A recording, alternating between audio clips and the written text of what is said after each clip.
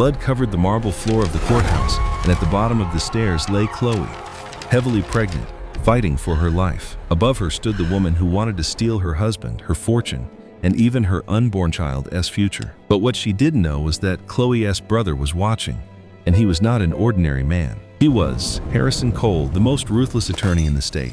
And from that moment on, justice was no longer a question, it was a promise. This story reminds us that betrayal may break a heart, but truth, courage, and family can rebuild a life. If this story moves you, don't forget to like, comment, share, and subscribe to support the channel and hear more powerful stories like this. This content has been carefully researched, written, and manually edited by our team to bring meaningful lessons, emotional value, and thoughtful storytelling to our audience. Blood pooled across the cold marble of the Montgomery County Courthouse. A heavily pregnant woman gasped for air at the bottom of a steep staircase while her husband's mistress glared down from above, a smirk twisting her perfectly painted lips. It was supposed to be a bitter but routine divorce hearing. It turned into an act of violence no one in that courthouse would forget. What that mistress did not realize was that the bleeding woman's brother was not just a heartbroken bystander. He was Harrison Cole, the most ruthless litigator in the state. And now, hell was coming. Chloe Cole had spent 6 years trying to give her husband, Richard Harrington, the family he constantly claimed he wanted.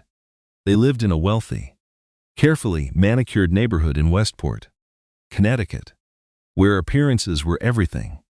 Richard was a highly successful commercial real estate developer, a man whose charm was as polished as the expensive Rolex he wore on his wrist. To the outside world, they were the picture-perfect American success story.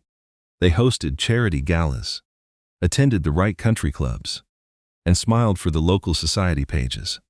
But behind the tall mahogany doors of their estate, Chloe was painful battle, 3 rounds of IVF, 2 devastating miscarriages, countless nights spent crying on the cold bathroom floor while Richard stood in the doorway, his expression growing more distant, impatient, and cold.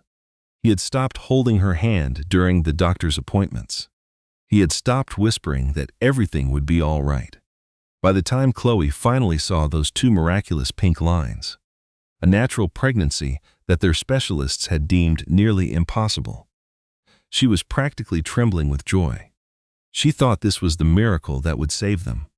The baby would finally bridge the growing chasm between them. She was wrong. When Chloe handed Richard the small gift-wrap box containing the positive test and a pair of tiny knitted booties, he did not cry with joy. He stared at the contents as if the news frightened him more than it moved him. He managed a stiff, unconvincing smile, muttered a flat "That's great, Chloe," and immediately excused himself to take a crucial business call. The months that followed became a quiet lesson in abandonment. As Chloe's belly grew, Richard's presence shrank. He started taking unannounced weekend trips to Boston and Philadelphia, citing sudden zoning emergencies and aggressive expansions. His phone was suddenly locked with a new, complex passcode. He took showers at 3:00 in the morning. He smelled subtly different, a sharp, expensive floral perfume that Chloe knew she didn't own. Chloe was not naive. She was a former architectural draftswoman who had stepped away from her career to manage Richard's sprawling domestic life. She possessed an eye for detail. The confirmation of her worst fears didn't come from a dramatic lipstick stain on a collar, but rather a careless digital oversight. Richard had linked his secondary iCloud account to their shared home iPad to download a movie, and he forgot to log out. It was a Tuesday afternoon. Chloe was 5 months pregnant, rubbing her swollen abdomen, when the iPad on the kitchen island chimed. A message from a number saved simply as VV. Thinking about last night. Can't wait until you finally drop the dead weight. The nursery in the new penthouse is going to be gorgeous. Ricky. Chloe's heart did not simply break. It shattered. For a moment, she could not breathe, her hands shaking uncontrollably. She opened the thread. It was not a brief fling. It was the entire second life that had gone on for years. There were photos. Vanessa Kensington, a 30-year-old interior designer whom Richard had supposedly hired to stage his luxury condos.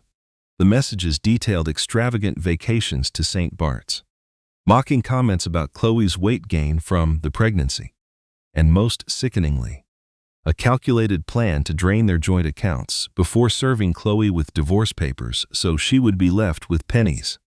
A scream rose in Chloe's throat, but she forced it back down.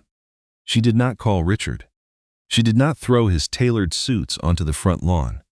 Instead, she picked up her phone and dialed the only person in the world she trusted implicitly, her older brother, Harrison Cole. Harrison was a senior partner at a cutthroat Manhattan law firm specializing in high-net-worth corporate litigation and complex asset recovery. He was a man composed entirely of sharp edges and cold, calculated logic. When Chloe showed up at his office 2 hours later, eyes swollen and hands clutching the printed screenshots, Harrison didn't offer empty comfort. He reviewed the documents in dead silence. When he finally looked up, his eyes were cold, focused, and frighteningly calm. "You are not going back to that house to cry, Chloe," Harrison said, his voice low and steady. "You are going back to play the part of the happy, oblivious pregnant wife. Richard thinks he's playing a game of checkers. We are going to let him keep moving his little plastic pieces until he realizes he's locked in a steel cage. Do exactly as I say." For 4 agonizing weeks, Chloe lived a nightmare she had to survive with a smile. She cooked Richard his favorite meals. She smiled warmly when he lied about his late-night meetings. She endured his patronizing pats on her stomach and his fake enthusiasm for the nursery they were supposedly building in their Westport home. Every time he left the room, she felt physically ill, but she held her ground, guided by Harrison's meticulous instructions.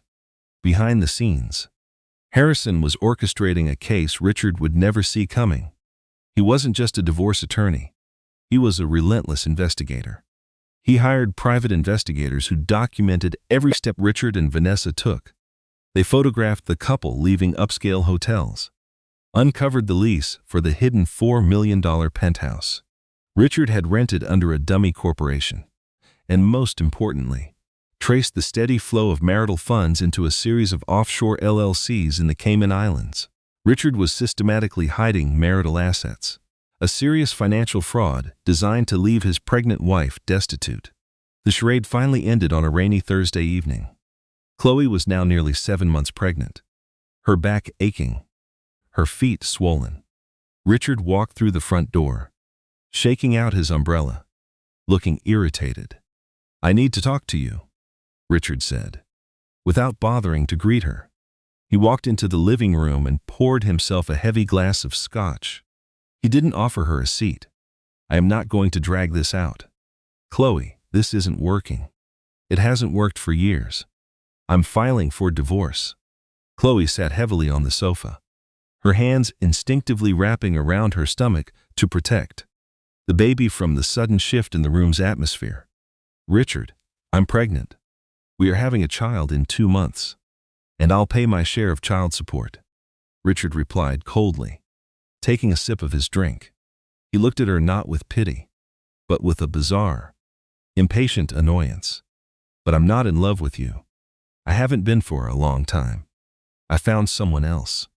Vanessa, she's everything I actually need. My lawyer will send the settlement papers over tomorrow. I suggest you sign them quickly. We don't have much liquid cash right now due to the market downturn. So you'll get the house, but you'll need to refinance." He was lying straight to her face. He was trying to dump an over-leveraged mortgaged property on her while running off with millions in hidden cash. Before Chloe could respond, the doorbell rang. Richard frowned, setting his glass down. He opened the door to find Harrison standing on the porch flanked by a process server. "Hello, Richard," Harrison said, his voice dangerously smooth. He stepped inside without waiting for an invitation. "Harrison, what the hell are you doing here?" Richard demanded, his face flushing with immediate anger. "This is a private conversation." "Not anymore," Harrison replied, gesturing to the process server who handed Richard, a thick stack of manila folders. You've been served. Chloe isn't signing that insulting settlement. We are filing for divorce on the grounds of infidelity, financial fraud, and breach of fiduciary duty.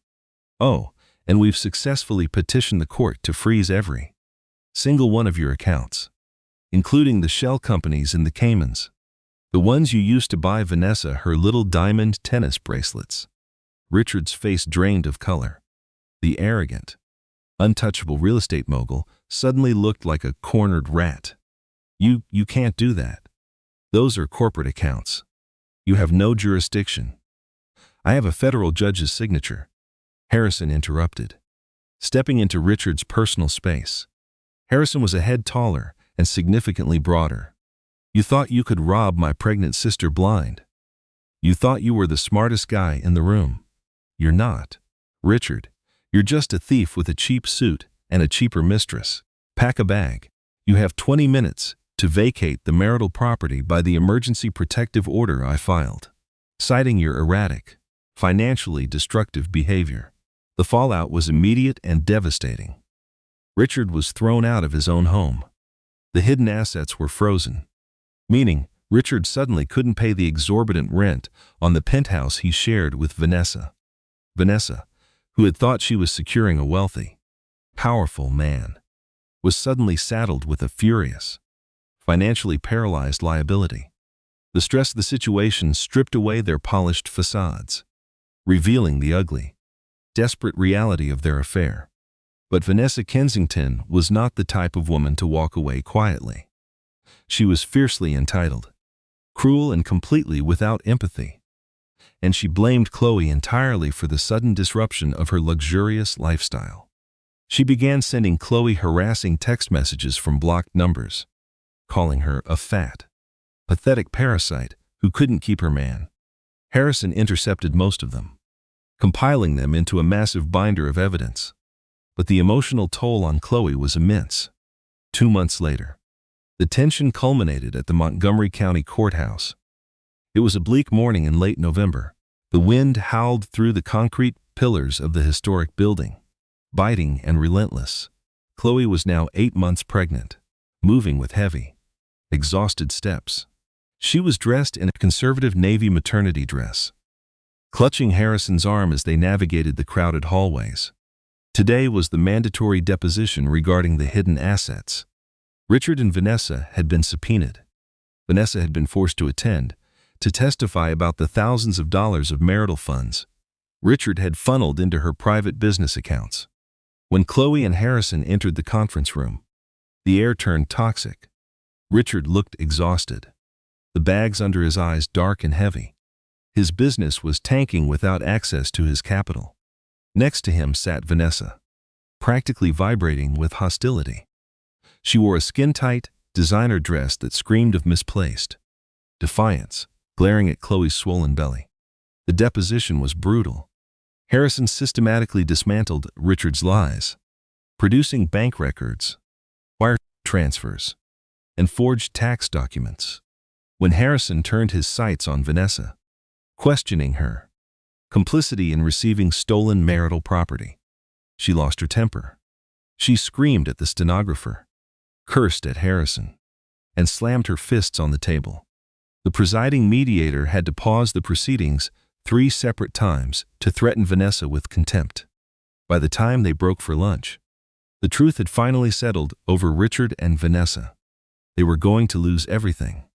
Harrison was going to secure all of the marital assets for Chloe, and Richard was likely facing criminal charges for perjury and fraud. We'll reconvene at 1-0. Harrison told Richard's sweating attorney, packing his documents into his leather briefcase. He turned to Chloe, his voice softening. Come on, kiddo. Let's get you some fresh air and a decent meal. They walked out of the conference room and headed toward the front exit of the courthouse. The building was a piece of imposing 19th century architecture, featuring a massive, steep flight of 30 marble stairs leading down to the street level. As Chloe and Harrison pushed through the heavy brass doors into the biting cold, they heard frantic clicking footsteps behind them. Hey, you parasitic bitch. Chloe froze. She turned slowly. Vanessa was storming through the doors, her face twisted into an ugly mask of rage. Richard was trailing a few steps behind her, shouting her name, trying to grab her arm. But Vanessa shook him off violently. "You think you're so smart, don't you?" Vanessa shrieked, marching right up to Chloe, standing just inches from the edge of the top stair. "You think you can just steal my life because you let him knock you up? You're nothing. He hates you. He told me he hopes that Brat dies inside you." "Vanessa, stop," Richard yelled, finally looking panicked as a few passing lawyers and court security guards turned to watch the commotion. Harrison immediately stepped between his sister and the unhinged woman. "Take exactly one step back, or I will have the bailiff inside arrest you for assault." "Assault?" Vanessa laughed a harsh, hysterical sound. She was entirely unhinged, pushed to the breaking point by the realization that her golden future had collapsed. "She's ruining my life. She's taking my house. It's my money." "It is stolen money," Harrison corrected, coldly keeping his arm firmly in front of Chloe. "Now, back away." Chloe felt a sudden, sharp pain in her abdomen, a Braxton Hicks contraction brought on by the massive spike of adrenaline. She gasped, taking a half step backward, her heel resting dangerously close to the precipice of the marble staircase. "Harrison, please. Let's just go. I don't feel well." Vanessa saw the moment of weakness. She saw the heavy, pregnant woman clutching her stomach, looking vulnerable and afraid. In Vanessa's warped, furious mind, Chloe was the villain who had destroyed her perfect future. The anger boiled over into a physical, uncontrollable impulse. "Don't you turn your back on me," Vanessa screamed. Before Harrison could fully intercept, Vanessa lunged around him. She raised both of her hands and shoved Chloe directly in the center of her chest with every ounce of strength she possessed. Time seemed to break apart. Chloe felt her center of gravity instantly vanish. Her hands flailed, grasping at the empty, freezing air, trying desperately to find the handrail. She saw the pale, shocked face of her brother. She saw the sheer terror finally register in Vanessa's eyes as the mistress realized exactly what she had just done. And then there was nothing but the terrifying sensation of falling. Chloe slammed into the unforgiving edge of the marble steps. The impact knocked the breath from her lungs in a sickening rush. She tumbled backward, her body violently striking the stone over and over again. Every hit was a violent burst of pain. She curled her arms tightly around her stomach, curling into a fetal position as she bounced down the jagged incline, taking the damage with her own body to shield the innocent life growing inside her. She hit the bottom landing with a heavy, wet thud that echoed across the courtyard. For a second, the world was entirely silent. Then a woman in the courtyard screamed. Harrison roared a sound of raw fury. He didn't look at Vanessa. He threw himself down the stairs, taking them 3 at a time until he slid to his knees beside his sister. Chloe was barely conscious. Her vision was swimming the gray sky above, spinning wildly. Blood was already beginning to pool beneath her head, staining the pristine white marble a horrifying crimson. But worst of all was the immediate blinding agony tearing through her lower abdomen. It wasn't a false contraction. It was a violent tearing rupture. "Chloe, Chloe, look at me." Harrison was shouting, his normally composed hands shaking violently as he hovered his fingers over her, terrified to move her and exacerbate a spinal injury. "Someone call an ambulance now." Chloe reached out with a blood-slicked hand, grabbing the lapel of Harrison's expensive suit. Her voice was a wet, ragged whisper. "Harry," she gasped, tears streaming down her bruised face, mixing with the blood. "The baby, save my baby." Her eyes rolled back, and she went completely limp. At the top of the stairs, Vanessa Kensington stood, frozen, her hands still raised in the pushing motion. Richard stood beside her, staring down at the broken body of his pregnant wife. He looked at Vanessa, horror dawning on his features as the rising wail of police sirens began to cut through the freezing November air. They had crossed the line from a civil dispute into a violent crime. And as Harrison Cole looked up from his dying sister, his eyes locking on to Vanessa. She realized with absolute certainty that this man wasn't going to sue her. He was going to destroy her very existence. Paramedics swarmed the courthouse plaza within 4 agonizing minutes, their heavy boots slipping on the blood-slicked marble. Harrison Cole refused to let go of his sister's hand as they strapped her onto the rigid backboard. The winter air was fractured by the erratic shrieks of and the urgent shouts of the EMTs coordinating her transport. Montgomery General Hospital was a towering institution of sterile lights and rushing movement. But for Harrison, time had dilated into a suffocating crawl. He paced the waiting room outside the surgical wing, his tailored suit ruined, soaked in his sister's blood. His hands, usually so steady when drafting multi-million-dollar settlements or pointing accusatory fingers at corrupt CEOs, were trembling violently. Inside Operating Room 4, a team led by Dr. Samuel Harris, a veteran trauma surgeon, was fighting a fight on every front. Chloe had suffered a severe placental abruption from the blunt force trauma of the fall. The placenta had prematurely detached from the uterine wall, depriving the baby of oxygen and causing massive internal hemorrhaging. Furthermore, Chloe had sustained 3 fractured ribs, a shattered collarbone, and a severe concussion. "We are losing her." Pulse pressure is dropping to 70/40. An anesthesiologist shouted over the rhythmic, harsh beeping of the heart monitor. "Push another unit of O negative and prep the crash cart, Dr. Harris commanded, his voice tight but controlled behind his surgical mask. "Obstetrics. Where are we with the emergency C-section? If we don't get this baby out now, we lose them both." Dr. Meredith Hayes, the on-call obstetrician, was already working with terrifying speed. "I'm in. Uterus is compromised. Significant pooling." At exactly 2:14 p.m., a tiny, severely premature baby girl was pulled from Chloe's battered body. There was no sharp, triumphant cry. The operating room fell into a terrible silence. The infant was blue, completely limp, weighing barely 4 pounds. "Neonatal distress," Dr. Hayes barked, handing the motionless infant off to the waiting NICU resuscitation team. "Start compressions, Dr. Harris." For 3 agonizing minutes, the neonatologist worked on the tiny chest with merely 2 fingers, forcing oxygen into underdeveloped lungs. Finally, a weak, reedy whimper cut through the sterile air. It wasn't a healthy cry, but it was life.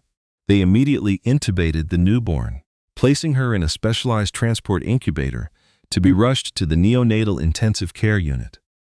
Back on the operating table, Chloe's situation was rapidly deteriorating. The sudden removal of the baby had not stopped the bleeding. "She's coding," the anesthesiologist yelled as the monitors erupted into a flat, continuous drone. "Paddles charged to 200. Clear," Dr. Harris shocked her. Her chest arched violently off the table, but the monitor remained a flat green line. "Charged to 300. Clear." Shock. "Nothing. Come on. Chloe, do not leave that little girl," Dr. Harris muttered, pressing the paddles down a 3rd time. "Charged to 360. Clear." The heavy jolt slammed into her chest, and miraculously, the monitor stuttered. A jagged peak appeared. Then another. A faint, fragile rhythm was reestablished. Outside the double doors, Harrison saw Dr. Harris emerge 2 hours later, pulling off a blood-stained surgical cap. Harrison stopped his frantic pacing, bracing himself for the worst news of his life. "Mr. Cole." Dr. Harris approached his face, lined with exhaustion. "Your sister is alive." "Barely.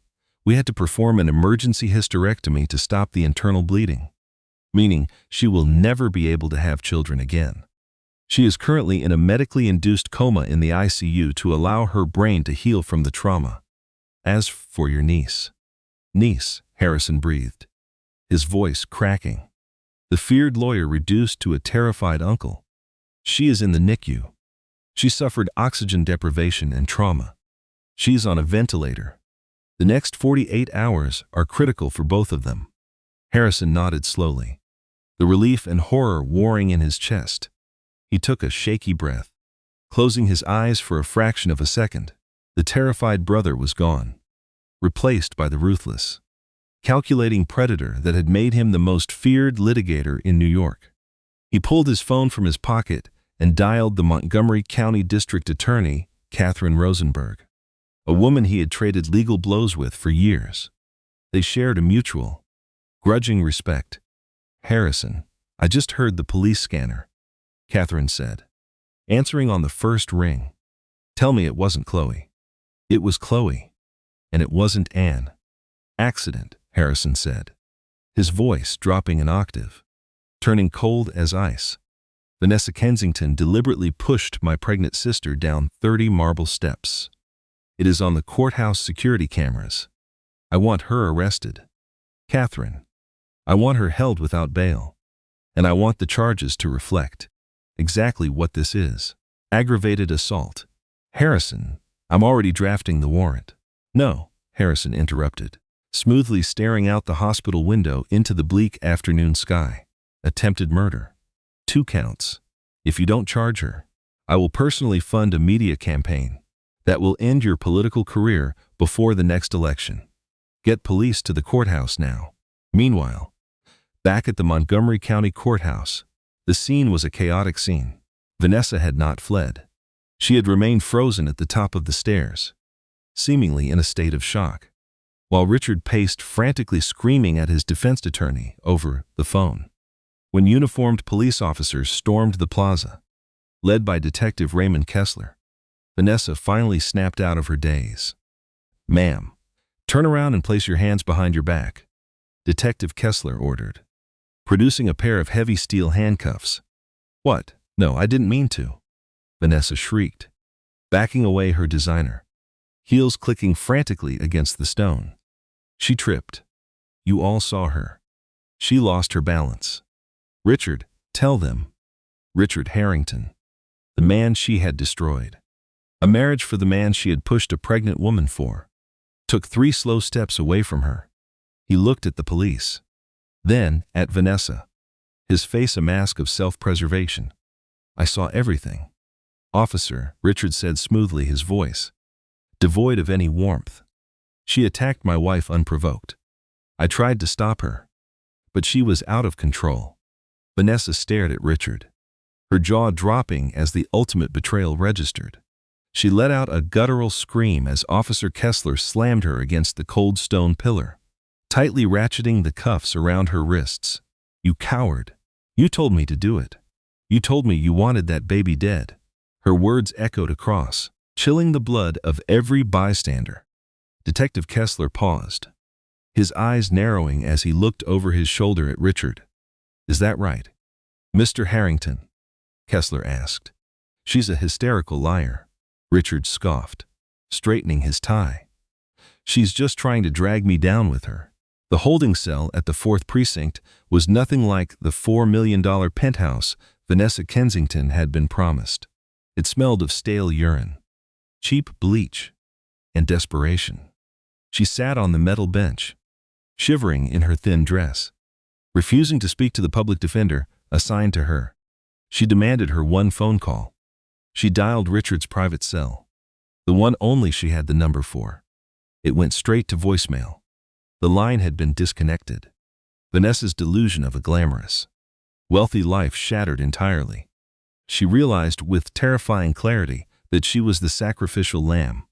Richard was going to let her rot in prison while he tried to salvage his ruined reputation and his assets. Across town, Richard was indeed executing a desperate pivot. Sitting in the plush office of Mitchell Davis, a high-priced, morally flexible criminal defense attorney, Richard was attempting to rewrite history. "We need to file an emergency petition for custody of the infant," Richard instructed, swirling a glass of sparkling water. "If Chloe dies or is declared medically unfit due to brain damage, I am the sole surviving parent. If I have custody of the child, Harrison Cole's financial freeze on my assets becomes invalid. I'll have control of the trust, the estate, everything."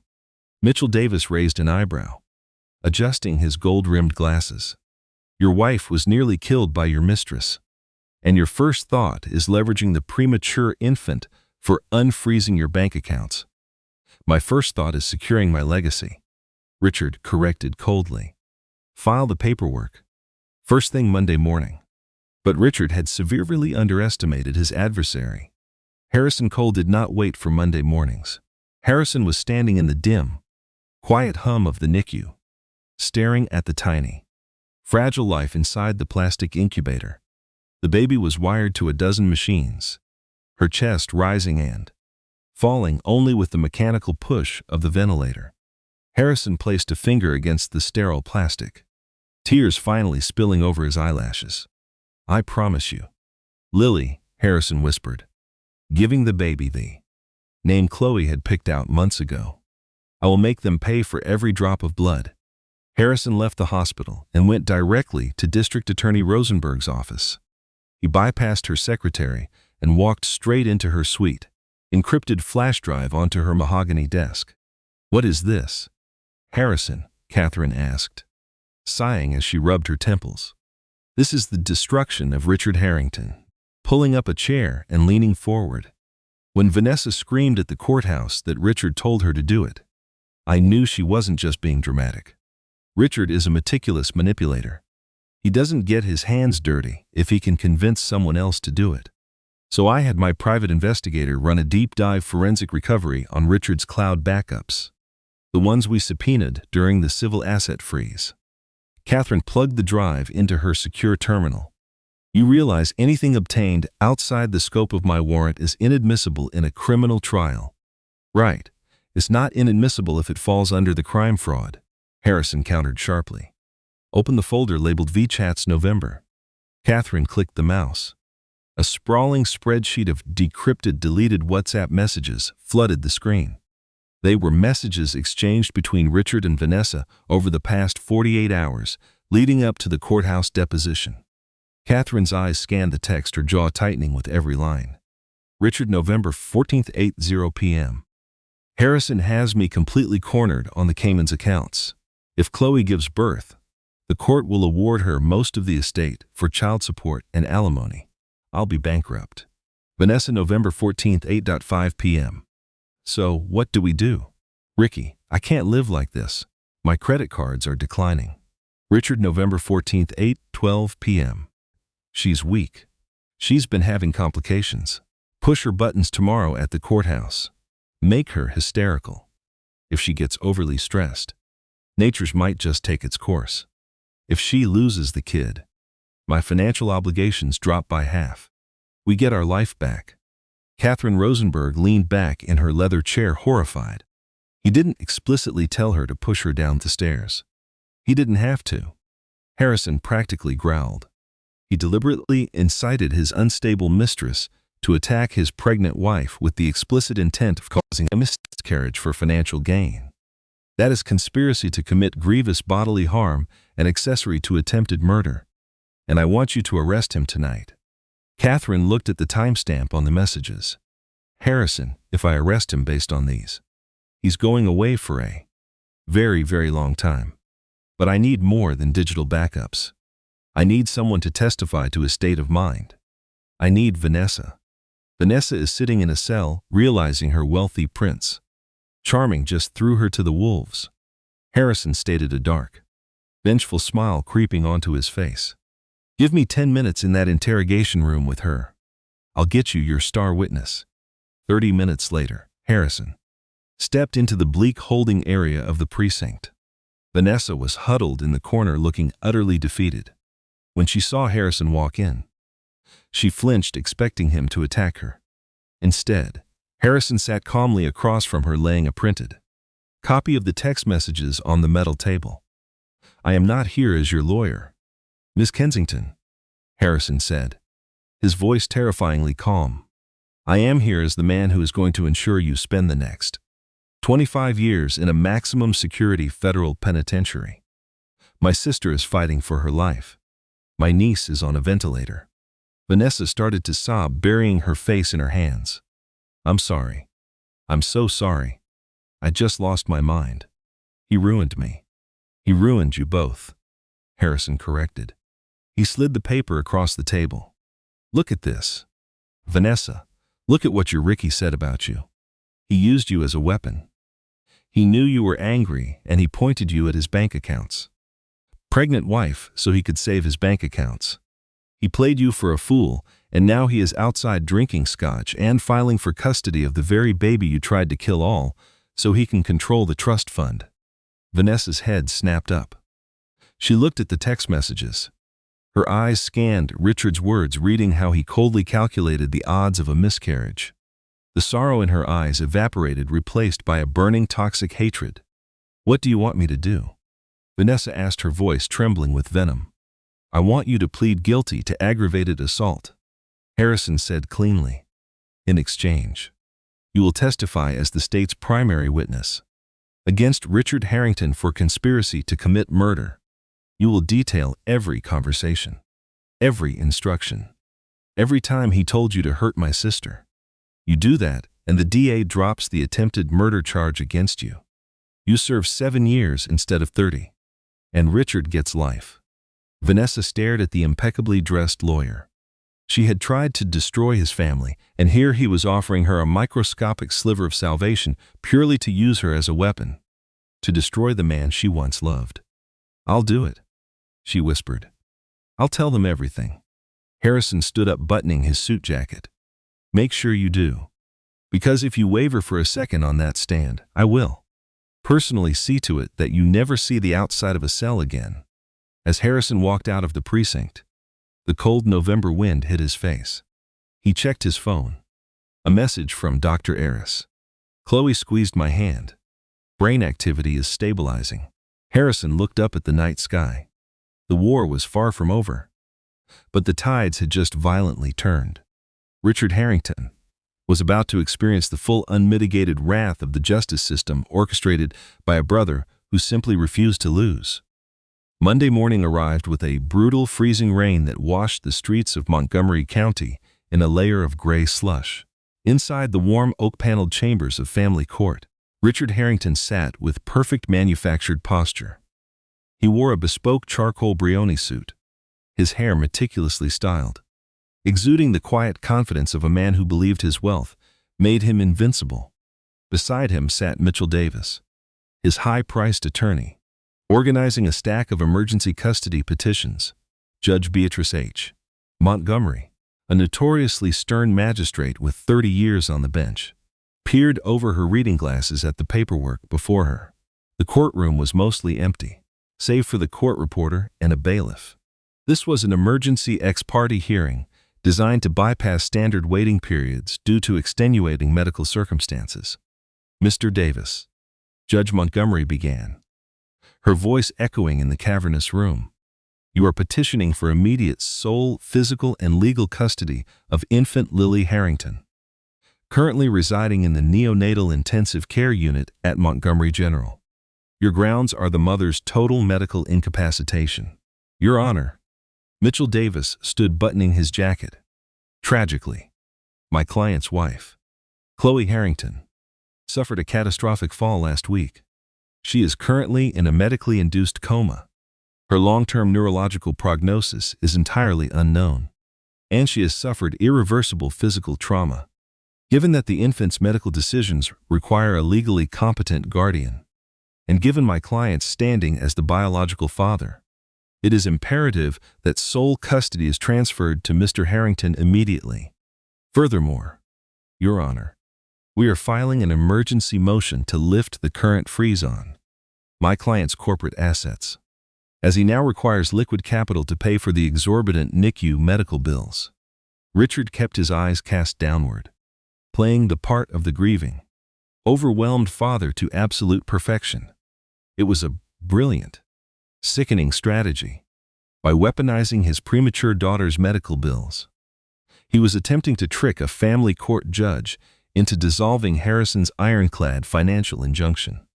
Judge Montgomery sighed, rubbing her temples. It is a deeply unfortunate situation. Given the medical documentation regarding Mrs. Harrington's coma, I am inclined to grant temporary MRI, object to the entirety of this fraudulent proceeding. Your Honor. The heavy wooden doors at the back of the courtroom swung open with a resounding crack. Harrison Cole walked down the center aisle. His presence, commanding the room like a sudden change in atmospheric pressure. He was not dressed in his usual trial suit. He wore a dark overcoat, his eyes burning with an intensity that made Mitchell Davis physically take a step back. Judge Montgomery frowned, banging her gavel lightly. This is a closed emergency hearing. You are opposing counsel on the civil divorce docket. But you have no standing here. I have standing as the legally appointed proxy and medical power of attorney for Chloe Harrington. Harrison interrupted, striding past the wooden gate and dropping a thick, freshly stamped document onto the judge's bench. And I am here to inform the court that Mr. Davis is lying to you. My sister is not in a coma. She awoke 36 hours ago, has full cognitive function, and signed that document transferring all legal representation and proxy rights to me. Richard's confident facade cracked. His jaw tightened, and a flicker of genuine panic crossed his eyes. That's impossible. The doctors said what I told them to say to anyone who called asking about her condition. Harrison snapped, turning his lethal gaze toward Richard. Because we knew you would try to use her tragedy to steal her money. Your Honor, this is highly unorthodox. Mitchell Davis stammered, trying to regain control. Even if the mother is awake, she is confined to an ICU bed. She cannot physically care for a child. My client is a fit, capable father who your client is a monster who orchestrated the attempted murder of that child. Harrison roared, his voice shaking the very foundations of the room. Before the judge could demand order, the rear doors opened again. This time, District Attorney Catherine Rosenberg stepped into the courtroom, flanked by Detective Raymond Kessler and 3 uniformed police officers. Judge Montgomery stood up, looking utterly bewildered. Catherine, what is the meaning of this? You are interrupting my docket. My apologies, Beatrice D.A. Rosenberg said smoothly, holding up a signed federal warrant. But we are executing an arrest warrant for Richard Harrington. The charges are conspiracy to commit grievous bodily harm, accessory to attempted murder, and 2 counts of federal wire fraud. Richard sprang to his feet, his chair screeching violently against the hardwood floor.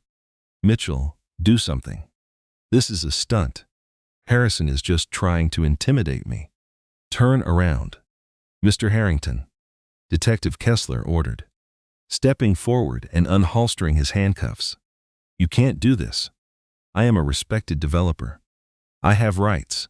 His perfectly curated mask completely disintegrating. He looked at his lawyer, but Mitchell Davis was already packing his briefcase. Mitchell was a sleazy lawyer, but he wasn't stupid enough to interfere with a felony arrest warrant executed by the district attorney herself. As Kessler roughly slammed Richard's hands behind his back, Harrison walked slowly toward him, leaning in so close that only Richard could hear his final devastating whisper.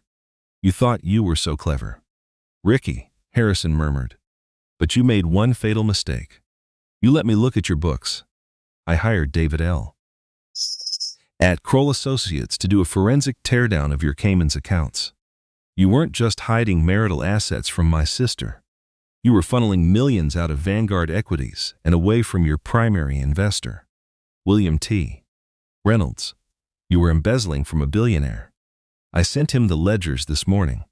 By the time you make bail, if you make bail, Reynolds' lawyers will have seized every single property you own.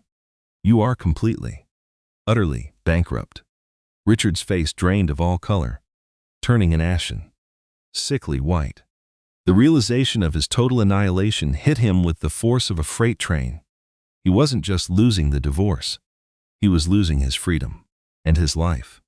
He began to hyperventilate, his knees buckling, forcing the 2 uniformed officers to physically drag him out of the courtroom while he babbled incoherently. Harrison stood in the quiet aftermath of the courtroom, buttoning his overcoat. He looked up at Judge Montgomery, who was staring at the empty space where Richard had just been. I believe, Your Honor, Harrison said politely. The emergency petition for custody is now moot. The smell of Montgomery General Hospital would haunt Chloe Harrington for the rest of her life. It was a suffocating blend of industrial antiseptic, stale, coffee, and the sharp, metallic tang of fear. When Chloe had first opened her eyes in the intensive care unit, the pain had been an insurmountable wall of agony. Every breath tore at her fractured ribs. Her shattered collarbone throbbed with a sickening, heavy pulse. But the physical pain was nothing compared to the crushing, empty void in her lower abdomen. Dr. Orris had stood by her bedside, holding her hand, and delivered the devastating news. The emergency hysterectomy had saved her life, but it had permanently closed the door on her dream of having a large family. She would never carry another child. The grief had washed over her in a violent, suffocating wave, leaving her drowning in a sea of tears that soaked into a sterile pillow. But then Harrison had walked into the room. He didn't speak of the legal battles, the arrests, or Richard's betrayal.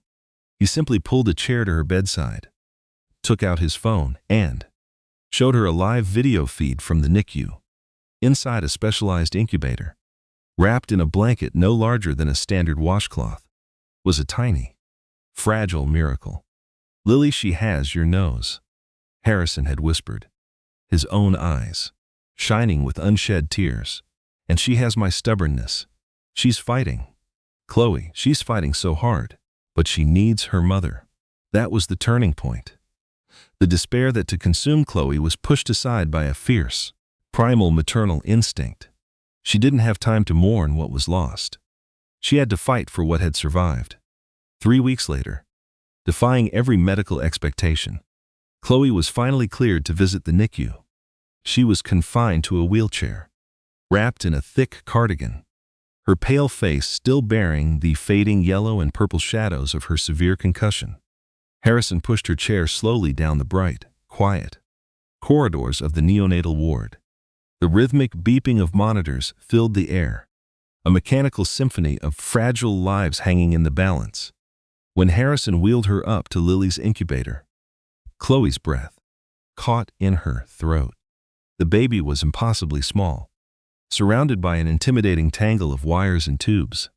Her skin was a translucent, delicate pink, her tiny chest rising and falling with the help of a CPAP machine. A specialized NICU nurse smiled warmly at Chloe. "She's been having a great day. Her oxygen saturation is up. Would you like to do kangaroo care?"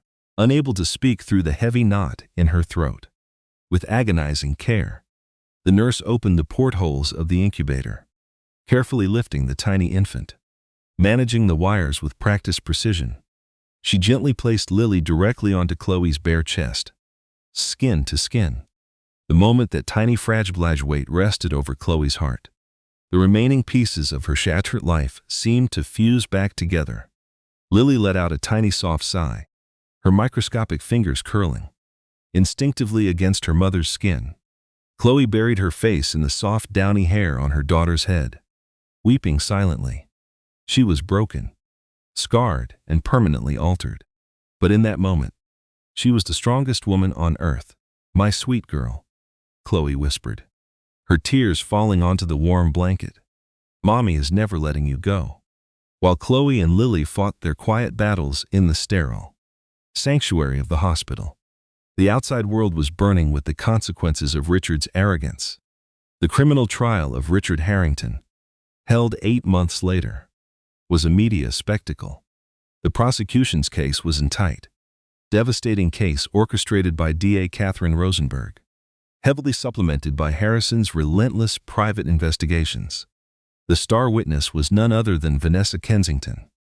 Vanessa took the stand in a drab gray prison-issued jumpsuit, a stark contrast to the glamorous designer-clad woman she had once been. Her hair was limp, her face devoid of makeup, her eyes hard and hollow. She had spent the last 8 months in a county lockup, sitting with the wreckage of her own choices. When Catherine Rosenberg questioned her about the events leading up to the courthouse assault, Vanessa didn't hold back. Guided by her plea deal, she methodically dismantled Richard's defense. She detailed every conversation, every manipulated text message, Every cruel remark Richard had made about his pregnant wife. She read aloud the WhatsApp transcripts, her voice echoing coldly through the packed courtroom. He told me to push her buttons, Vanessa testified, staring directly into the jury box. He said that if I stressed her out enough, she would lose the baby, and we would get all the money. He knew what I was going to do. He wanted me to do it.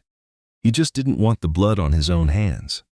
Richard's defense attorney tried to paint Vanessa as a jealous, unstable ex-lover seeking revenge. But the digital footprint was undeniable.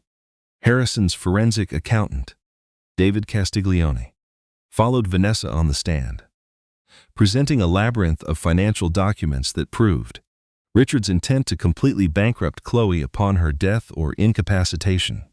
The embezzlement from William T. Reynolds was the final nail in the coffin, establishing a clear, undeniable pattern of sociopathic financial fraud. The jury deliberated for less than 4 hours. Richard Harrington was found guilty on all counts.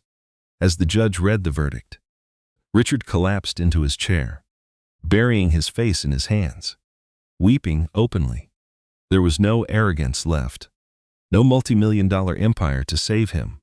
He was sentenced to 25 years in a federal penitentiary without the possibility of parole. Vanessa, true to her plea agreement, received 7 years in a medium security facility. She had avoided a life sentence, but her life, as she knew it, was effectively over. On the civil side, the divorce was finalized with brutal efficiency. Because Richard was incarcerated and proven to have hidden assets and attempted to cause grievous bodily harm, Harrison secured an unprecedented settlement. Chloe was awarded all of the remaining marital estate. She immediately sold the massive hollow Westport mansion, a house filled with ghosts and lies, and used the funds to purchase a beautiful sunlit single-story home in a quiet coastal town in Rhode Island.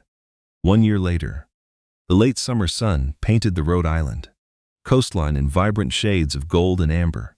The ocean breeze blew through the open windows of Chloe's new home, carrying the scent of salt and blooming hydrangeas.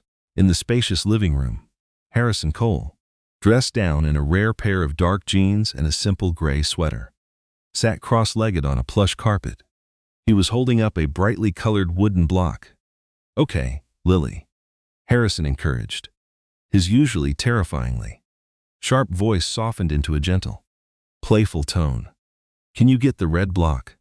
"Where's the red one?" Lily Harrington, now a thriving, energetic 16-month-old toddler, let out a joyful squeal. She was small for her age, a lingering effect of her traumatic birth, but she was fiercely determined. She wobbled on her unsteady legs, reached out, and grabbed the red block, smashing it proudly into Harrison's knee. Harrison laughed, scooping the little girl up and tossing her gently into the air, earning a chorus of bright, echoing giggles. Chloe stood in the doorway of the kitchen, leaning casually against the doorframe, a mug of hot tea resting in her hands. Her hair had grown out. Her face was vibrant and healthy, and the dark, haunted shadows that had once plagued her eyes were entirely gone. She watched her ruthless, terrifying older brother melt into a puddle of affection for his niece. "You're going to spoil her, Harry," Chloe smiled, taking a sip of her tea.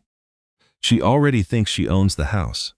"She does own the house," Harrison replied matter-of-factly, settling Lily onto his lap. "And she owns me. I'm just here to carry her bags and intimidate her future boyfriends." Chloe laughed, a genuine, bell-like sound that seemed to chase away any lingering shadows in the room. She walked over and sat on the sofa, reaching out to brush a stray curl from Lily's forehead.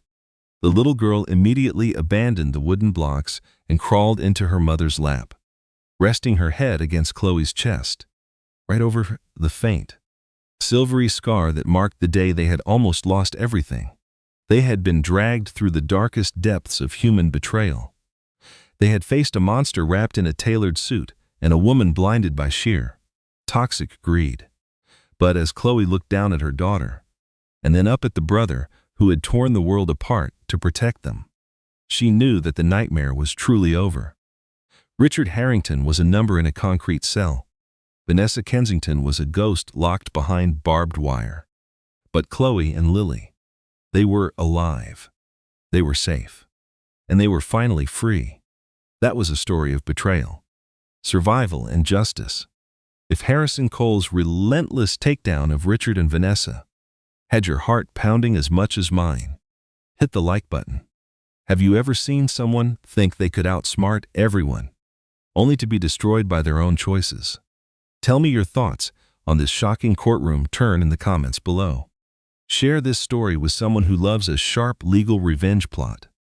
And subscribe for more stories where the truth finally catches up with the people who thought they were untouchable.